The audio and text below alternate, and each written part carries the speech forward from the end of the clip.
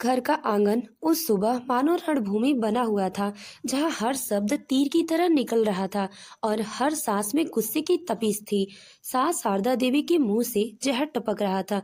बहू, तेरे जैसी बोलने वाली और अकड़ू औरत मैंने अपनी जिंदगी में नहीं देखी। तेरे आने के बाद तो घर की लक्ष्मी ही रूठ गई है।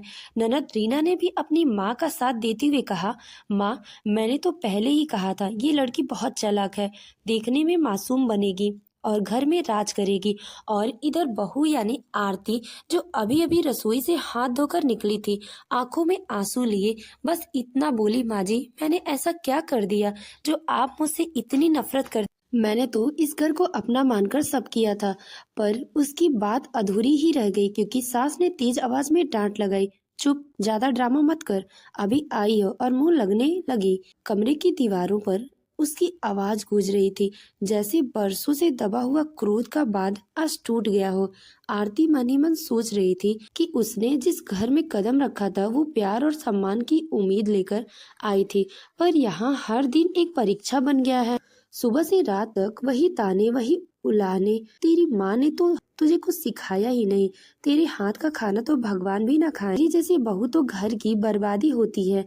ऐसे ऐसे ताने सुनते सुनते आरती का कान अब जैसे बधिर हो गए थे, लेकिन फिर भी वह हर सुबह मुस्कुराकर चाय बनाती, सब्जी काटती, झाड़ू लगाती और हर ताने को ऐसे निगल जाती जैसे कोई कड़वी दवा, क्योंकि उसे अपने पति रजत से प्यार था।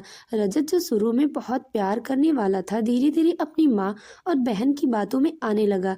ननद रीना हर वक्त अपनी माँ की कान भरती, भाई की बीवी तो बस नाटक करती है, देखना कल को ये आप दोनों को ही छोड़ देगी। और धीरे धीरे रजत का व्यवहार भी बदलने लगा। वह उसकी नजरों में भी आरती के लिए प्यार नहीं बल्कि संदेह था।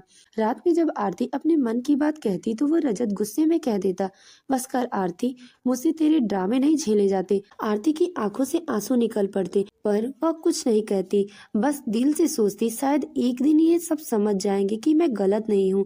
लेकिन वो दिन बहुत दूर था। सास और ननद का जहर धीरे धीरे उसके जीवन का हिस्सा बनता जा रहा था। हर त्योहार उसकी सजा बन जाता। जब सब औरतें सजती संवरती आरती को कोई रसोई में झोंक दिया जाता। दिवाली की रात जब सब पटाखे फोड़ रहे थे, सास ने ताने मारे, तेरी किस्मत का अंधेरा तो कभी नहीं मिटेगा। आरती बस मुस्कुरा दी और मन ही मन में बोली, भगवान, बस इतना देना कि मेरे पति को कभी मेरी तरह रुलाना ना पड़े। लेकिन किस्मत को कुछ और ही मंजूर था। एक दिन सुबह जब वह आटे की छलनी में हाथ डाल रही थी, अचानक चक्कर खाकर गिर पड़ी। सास और ननद ने तो पहले से सोचा था कि इसका कोई नया ड्रामा है, पर जब उसने उठना बंद कर दिया तब भागकर रजत को बुलाया गया। डॉक्टर आया, बोला, आरती को स्ट्रेस और नींद की कमी से ब्लड प्रेशर गिर गया है, इसको आराम चाहिए। और घर में शांति। डॉक्टर चला गया, लेकिन घर में फिर वही शोर। ननद ने ताना मारा, देखा माँ, अब बीमारी का बहाना करके काम से बचे भागेगी। सास बोली, ऐसी बहू तो घर में मनहूसी फैला देती है।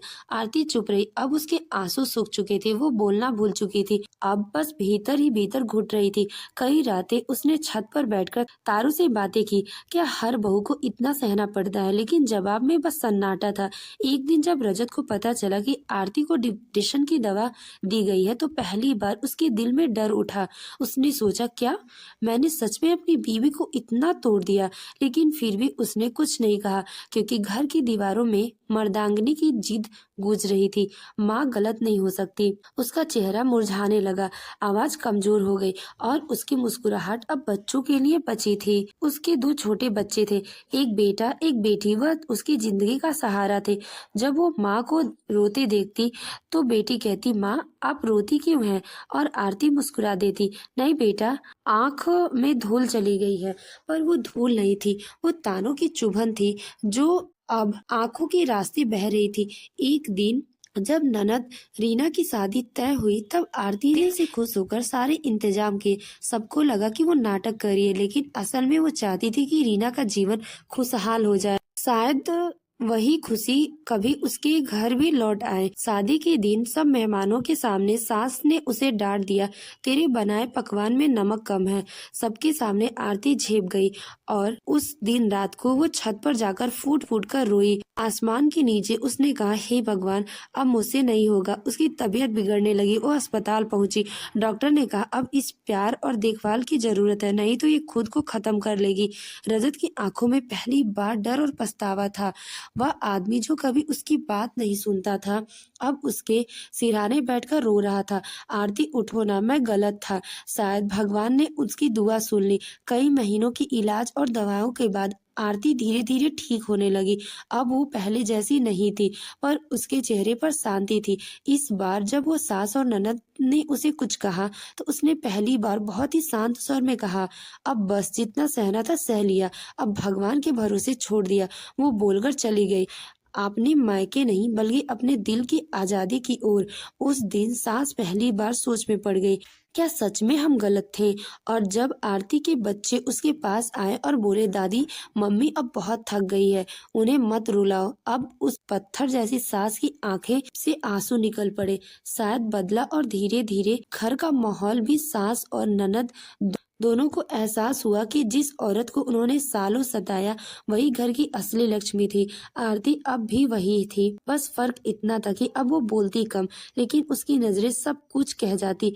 जिस औरत को तुमने कमजोर समझा था, वही तुम्हारे घर को टूटने से बचा गई। इलाज के महीनों बाद जब आरती घर लौटी, तो उसके कदमों में अब वो झिझक नहीं थी, वो पहले हुआ करती थी, बल्कि एक शांत दृढ़ता थी, जैसे किसी तूफान ने उसे तोड़ा जरूर हो, लेकिन निपटाया नहीं। सास शारदा देवी ने जैसे ही उसने दरवाजा पर देखा, तो कुछ कहने ही वाली थी कि फिर आरती ने धीरे से कहा, माँ जी, अब मैं हर काम करूंगी, लेकिन अपने मन से। और वो भीतर चली गई। ननद रीना अब अपनी ससुराल जा चुकी थी, पर जाते जाते उसने भी अपनी माँ से कहा था, माँ, आरती जैसी बहू घर में नहीं मिलती। तुमने उसे कभी समझने की कोशिश ही नहीं की। उस दिन से जैसे घर का सन्नाटा बोलने लगा। रजत अब हर दिन कोशिश करता कि आरती से बात करे, उसका मन जाने, लेकिन आरती के अंदर एक दीवार बन चुकी थी।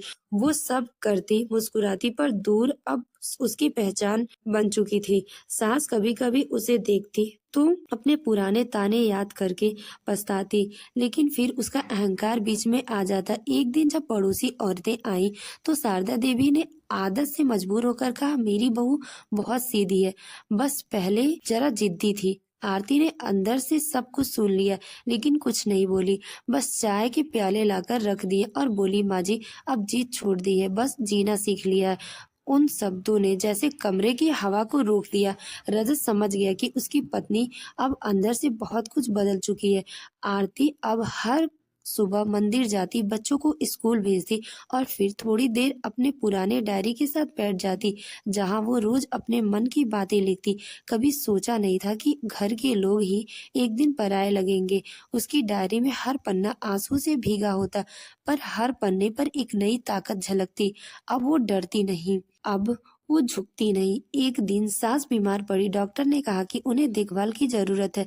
आरती ने बिना कुछ सोचे पूरी सेवा शुरू कर दी। सुबह दवा, रात का खाना, माथे पर पट्टी। शारदा देवी को खुद शर्म आने लगी थी कि जिस बहू को उन्होंने सालों ताना मारा, वही बहू उसके सिरहाने बैठकर। एक रात जब सब सो गए, शारदा देवी ने कांपते हाथों से आरती का हाथ थाम लिया, बोली, बेटी, माफ कर दो मुझे, मैं अंधी थी, तुझे पहचान नहीं पाई। आरती की आंखों से आंसू बह निकले, लेकिन उसने बस इतना कहा, माँ जी, जो बीत गया वो सजा नहीं, सीख थी। उस रात घर में एक अजीब सी शांति थी, जैसे किसी ने सालों का दर्द धो दिया हो। अगले दिन रजत ने आरती से कहा, आरती, मैं जानता हूँ कि मैंने बहुत बड़ी गलती की है, लेकिन अगर तू चाहे तो हम कहीं और जाकर नई शुरुआत कर सकते हैं। आरती ने उसकी ओर देखा, मुस्कुराई, बोली, रजत जी, नई शुरुआत वहीं होती है जहाँ पुराने जख्म भरे होते हैं, भागकर नहीं। इसके इस जवाब ने रजत को झकझोर दिया। उसने महसूस किया कि आरती अब सिर्फ एक पत्नी नहीं रही, वो एक ऐसी औरत बन चुकी है जो खुद अपनी पहचान कुछ कुछ महीनों बाद जब आरती ने सिलाई कढ़ाई छोटा सा काम शुरू किया तो वो धीरे धीरे लोग उसकी तारीफ करने लगे। उसका काम घर के खर्चों में मदद करने लगा। वही सास जो पहले उसे ताना मारती अब गर्व से कहती, मेरी बहू में बहुत ही हुनर है। मोहल्ले के लोग कहते, देखो पहले इस घर में कितना झगड़ा हुआ करता था, अब जैसे मंदिर बन गया हो। पर किसी को नहीं पता था कि इस मंदिर को सजाने के लिए कितने आंसू का प्रसाद चढ़ा है। एक दिन आरती की बेटी स्कूल से पुरस्कार जीता। जब स्टेज पर बुलाया गया तो उसने कहा, ये मेरी माँ के लिए है जो कभी हार नहीं मानती। और उसी क्षण आरती के आंसू उसके चेहरे से बहते हुए मुस्कान में बदल गए।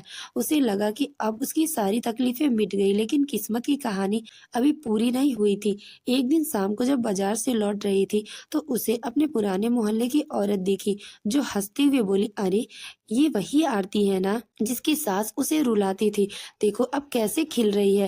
वो हंसी सुनकर आरती को कोई दर्द नहीं हुआ, बल्कि गर्व महसूस हुआ कि अब वो लोग उसे दया से नहीं इज्जत से देख रहे हैं। घर लौटते ही रजत ने कहा, आरती अब लगता है तू इस ही घर की असली ताकत है।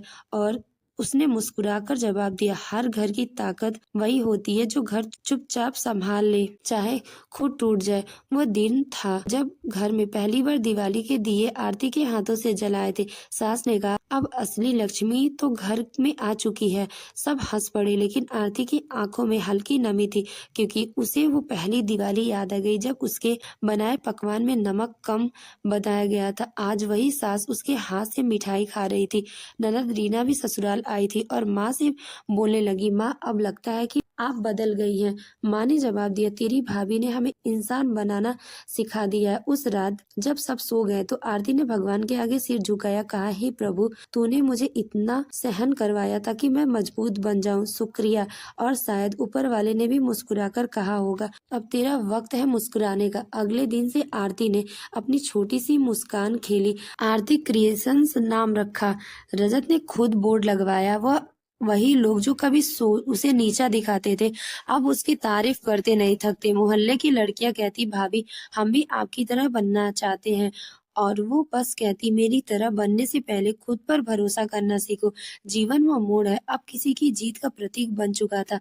धीरे धीरे घर में प्यार लौट आया। सास पोते हंसी मजाक करती, रजत भी शाम को घर समय पर लौटता। एक दिन सास ने कहा, आरती तेरे आने के बाद घर का चैन चला गया था, लेकिन अब समझ आया कि चैन भी तेरे हाथों से ही वापस आया था।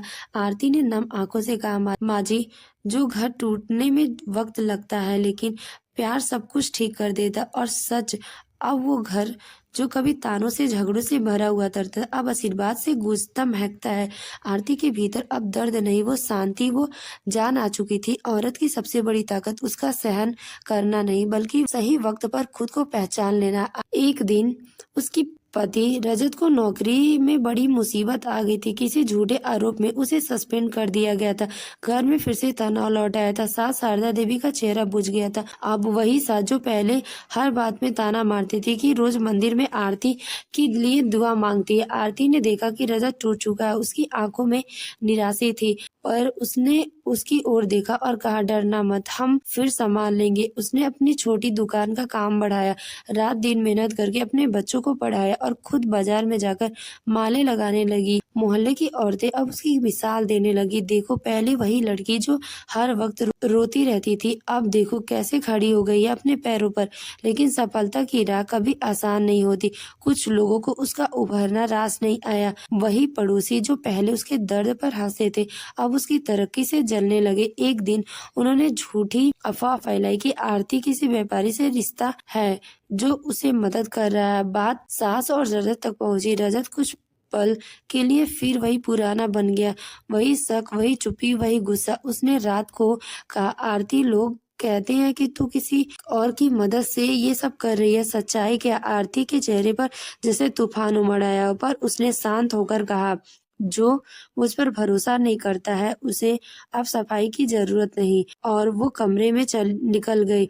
उस रात वो छत पर गई जहाँ कभी वो रोया करती थी, लेकिन इस बार उसके आंसू नहीं निकले। अब वो मजबूत हो चुकी थी। अगले दिन उसने बच्चों को स्कूल छोड़ा, दुकान खोली और पूरी हिम्मत के साथ काम किया। कुछ दिन बीते और सच्चाई सामने आई। असल में जिस व्यापारी की बात फैलाई गई थी उसने सामने कहा कि आरती ने कभी मुझसे मदद नहीं मांगी, लेकिन उसने मुझे ईमानदारी सिखाई।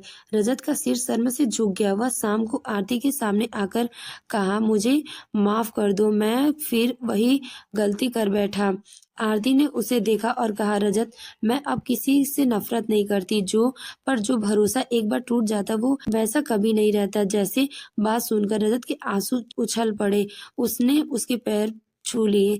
वही आदमी जिसने कभी आरती को गलत कहा था, आज उसकी ताकत के आगे झुक गया। अब वो हर पूजा में आरती के नाम दिया जलाती। धीरे धीरे घर में फिर से खुशियां लौटने लगी थी। लेकिन अब आरती सिर्फ घर की बहू नहीं, वो पूरे मोहल्ले की प्रेरणा बन चुकी थी। तो दोस्तों, आपको हमारी कहानी कैसी लगी कमेंट करके जरूर बताएं।